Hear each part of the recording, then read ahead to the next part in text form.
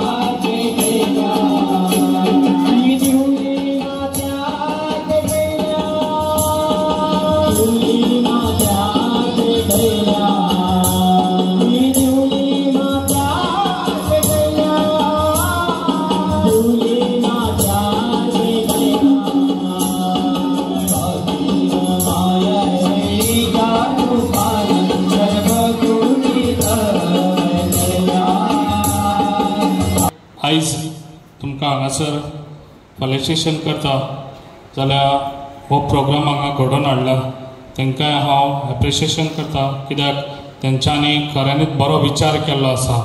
आयज आमच्या पेडण्या तालुक्याचो हो प्रोग्राम दवरलेलो आसा।